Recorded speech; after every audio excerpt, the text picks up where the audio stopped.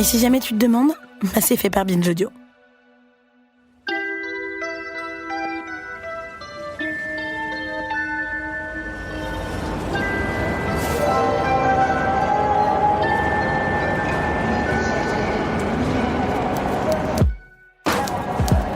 Septembre 2006. Je suis arrivée à Paris il y a maintenant plusieurs semaines et je traîne dans les rues à Châtelet.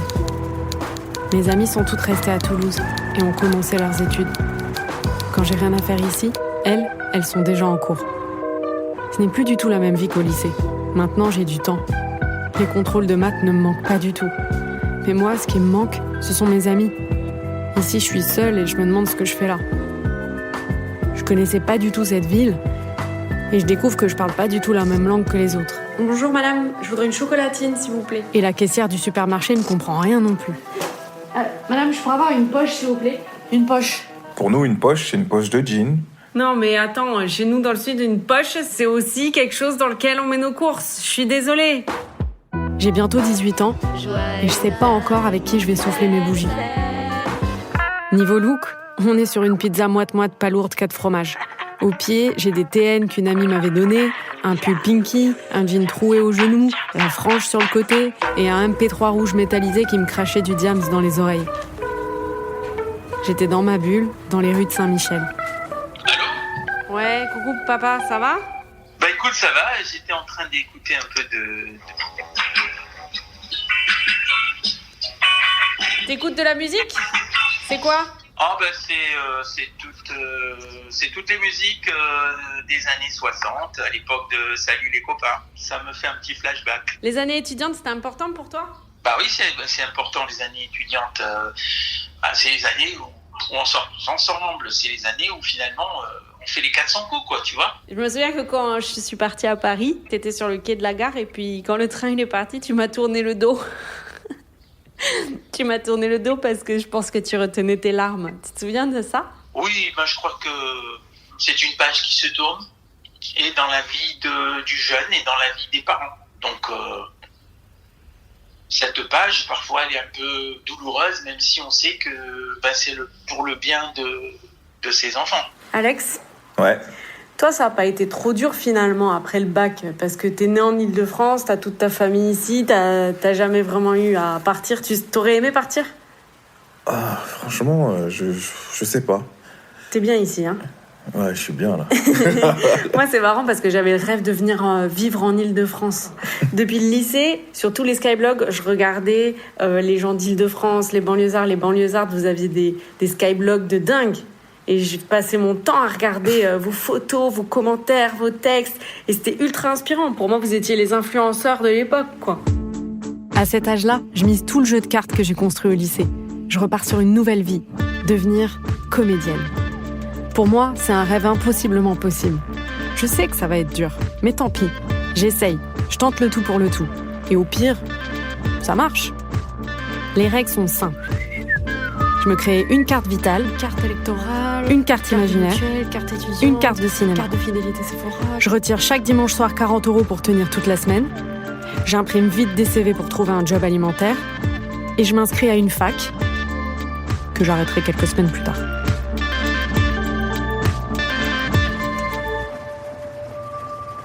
Un soir, j'ai rencontré Marilou en me coinçant dans un lavomatique. Elle habitait dans le même quartier que moi, à Paris 19. Et la fille m'a balancé. Tu veux un gâteau? Voilà. Elle m'a dit ça en sortant un gâteau de son sac. Ne t'inquiète, on va pas mourir aujourd'hui. Ouais, ok. Au moins, on ne mourra pas. En tout cas, elle m'a souri. Et j'ai su que c'était mon phare, cette fille. Ce qui est fou, c'est qu'on était destinés à se croiser.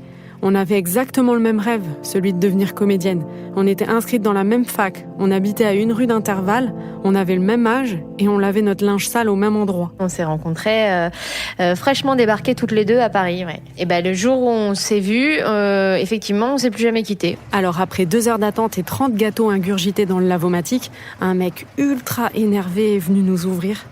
Il nous a hurlé dessus en nous disant « Ouais, je vous ouvre, mais là, il faut vraiment sortir !» Et nous, on voulait récupérer notre linge.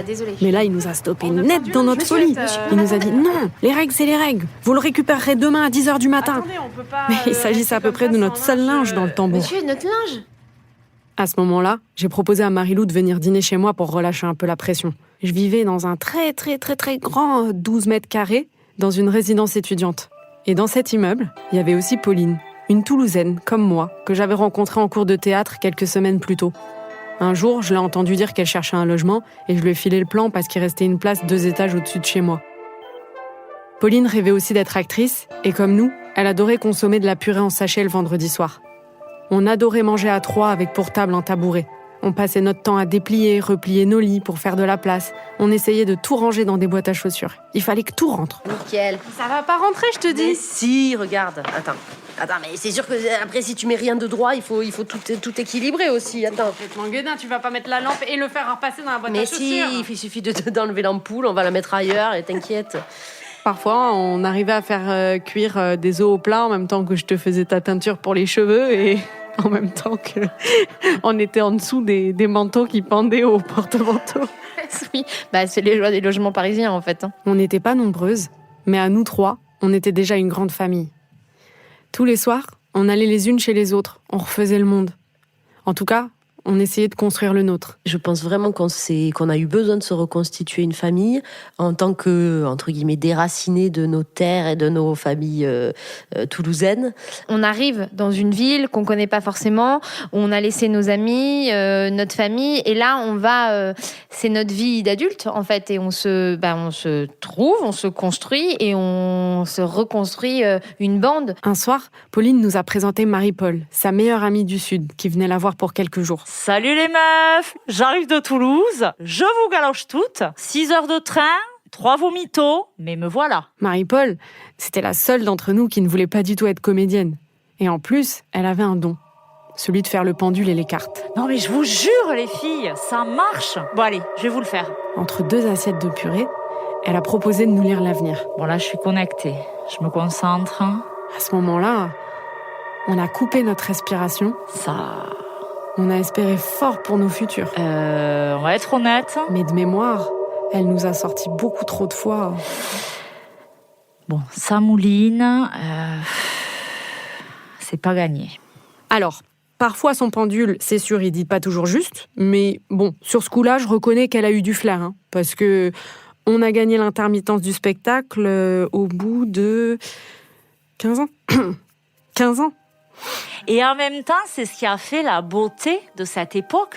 Parce que sur quoi on rigole maintenant ? Tu te souviens, ces années galères, tu te rappelles ça, voilà, c'est vrai. Et je crois qu'en plus, l'amitié se soude aussi dans ces moments de galère comme ça. Cette solidarité qu'on avait, cette insouciance, ces bons moments, on a su kiffer. Nous, on était naïves. On espérait réussir vite, on avait la fougue, on était impatientes et assez folles pour y croire. D'ailleurs, je sais pas trop ce qu'on imaginait, hein, mais une fois, je me souviens qu'on est parti passer une soirée à Montmartre en pensant qu'on était dans Amélie Poulain. Trop beau, attends, je vais faire une photo de toi devant le Sacré-Cœur. Attends, je mets mes lunettes de soleil, vas-y. Ah non, mince, c'est fermé le café des Deux Moulins. Mais on n'a qu'à attendre l'ouverture pour le petit-déj, on pourra faire des photos avec des croissants. Je rêvais de jouer dans des films, mais au lieu de ça, je me forçais à aller en cours alors que je détestais ça. J'ai d'ailleurs arrêté la fac quand je me suis rendu compte que je m'y étais inscrite uniquement pour m'y faire des amis. Même quand on était à la bourre, tu venais pas en amphi avec moi, t'allais te chercher un cappuccino à la cafette. En même temps, c'est trop important le cappuccino. Ah non, mais... Alex, Ouais. pendant les années étudiantes, c'était important pour toi d'avoir des amis? Ouais, je me souviens quand j'étais arrivé à la fac, je m'étais fait tout un monde en fait. J'imaginais la fac comme dans les séries américaines, les équipes de foot, des équipes de basket, les pom-pom girls, mais rien de tout ça. Moi, j'ai fait un cursus scientifique et on s'est retrouvés entre mecs et ils nous ont tous parqués dans la tour Galilée. Dans une tour qui s'appelait la tour Galilée qu'entre mecs, mais t'as étudié dans les années 50 ou quoi?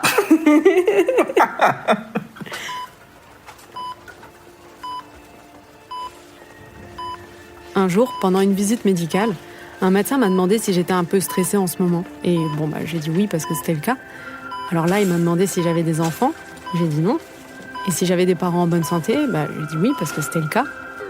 Et il m'a dit mais c'est génial, c'est l'âge parfait celui dans lequel vous êtes.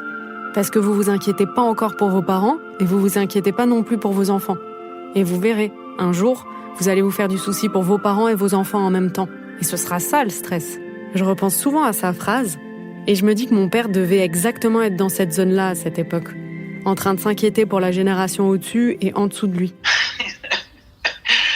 Quand on voit ses enfants partir vers un job artistique, on se dit ah là là, ouïe. C'était vraiment extrêmement angoissant pour nous de te voir partir parce qu'on sait que ce sont des domaines qui sont extrêmement complexes. Il y a peu d'élus finalement. C'était angoissant pour eux, mais c'était angoissant pour nous aussi. On avait fait croire à nos familles qu'on pouvait y arriver dans le domaine artistique et maintenant, fallait au moins que ça marche un petit peu. Sinon, j'étais bonne pour un retour à la case départ. Avec Pauline et Marie-Lou, on essayait de rassurer nos parents comme on pouvait et de se rassurer nous-mêmes aussi.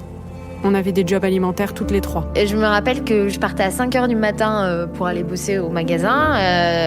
Je partais à la fac après. J'enchaînais avec du coup les cours de théâtre le soir qui se terminaient à pas d'heure. On a envie aussi d'y arriver par nous-mêmes. De toute façon, je pense que c'était aussi un truc commun qu'on avait eu dans notre éducation, ça. Ce côté de toute façon, t'as fait le choix de venir à Paris pour faire de l'art. C'est pas la fête.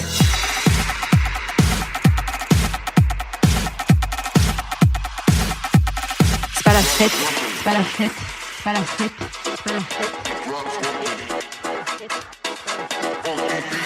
fête. Même si c'était pas la fête, quand même, c'était un petit peu la fête, hein.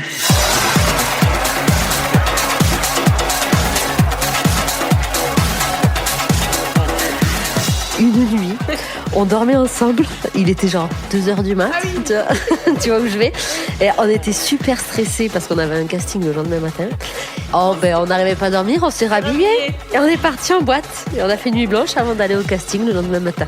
On s'est foiré en beauté d'ailleurs. Ah ouais, grave. Attends, le pire truc qu'on ait fait quand même, c'est d'avoir volé un fût de bière, meuf. Et elle, c'était la reine de la vengeance. Marie-Paul, dès qu'on avait un problème de cœur, c'était la personne qu'il fallait appeler. Parce qu'elle vengeait toutes les amies qui avaient eu une peine de cœur. Je m'en souviens, à chaque fois qu'on avait une peine de cœur, on appelait Marie-Paul. Le vengeur masqué. Je me suis déjà retrouvée à pister des chéris de copines que l'on pensait pas très net. Et effectivement, je me vois partir en pyjama, tout feu éteint dans ma voiture pour pister la cible, me garer au bout d'une rue et ramper sous une haie de sapinettes pour pouvoir espionner qui il faisait rentrer chez lui ou pas. Voilà, c'est ça. S'il fallait ramper pour une sœur sous des sapinettes, on était là, quoi. On se serrait les coudes, coude que coude. Le bureau des tracas était constamment ouvert. Toujours là pour répondre à nos questions. 7-7, 24-24. On était sur de la question existentielle quand même, hein. Mais quand même, elle m'appelait à 3h du matin pour me demander si du poisson décongelé, elle pouvait le recongeler. Mais bref, ça, est-ce que si je mets de l'eau de Javel dans la machine à laver, ça va tout bien? Voilà, on ne sait pas. Toi, je me souviens quand même d'une fois où tu m'as dit écoute, j'ai pas eu le choix, j'ai fait toute la vaisselle avec du gel douche. On faisait la vaisselle ensemble, même sans éponge. On découvrait tous les arrondissements de Paris.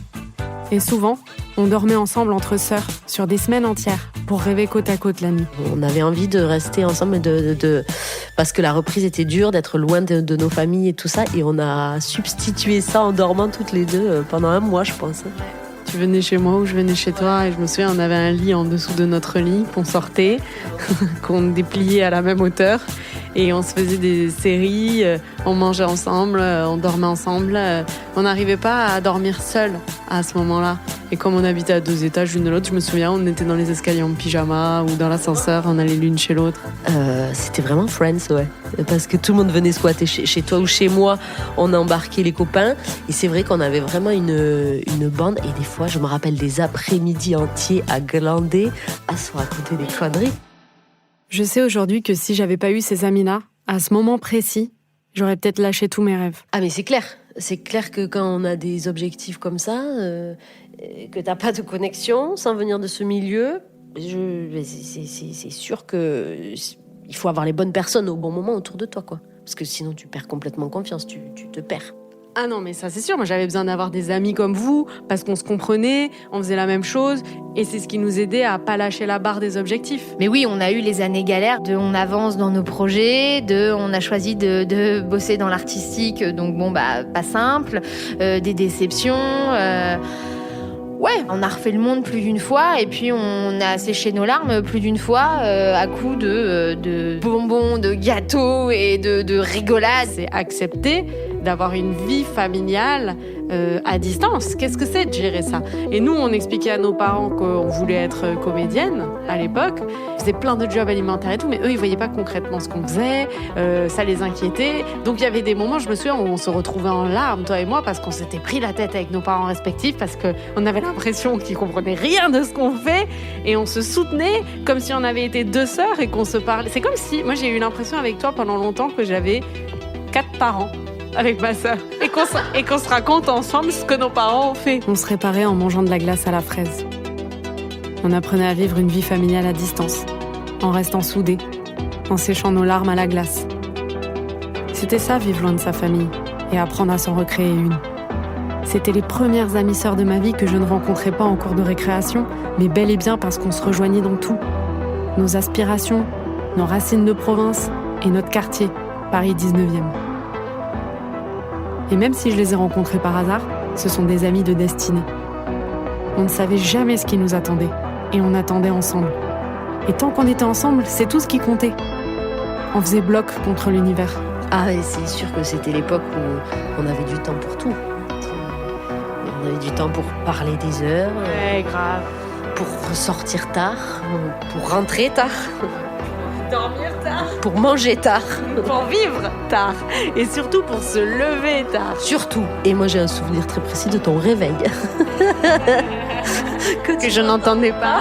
Qui sonnait pendant des plombes.